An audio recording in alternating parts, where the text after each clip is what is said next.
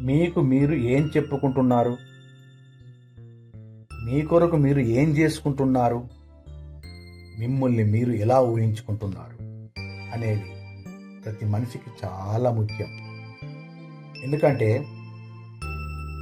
అవి మీ పనితీరును ప్రభావితం చేస్తాయి. ఆ పని చేయగల సమర్థత నాకు లేదు అని మీరు భావిస్తే అది నిజమేనని రుజువు చేసే అనేక ఆధారాలను మీ మెదడు ప్రతి చోట వెతికి మీకు చూపెడుతుంది. అప్పుడు మీరు నేను చేయలేనని చెప్పి చతికిలబడిపోతారు. నేను చేయగలను అని బలంగా నమ్మితే అందుకు మీ మెదడు ప్రతి చోట సాక్ష్యాలను చూపిస్తుంది. అప్పుడు మీరు ఆ పని చేయగలరు, చేసి చూపెడతారు.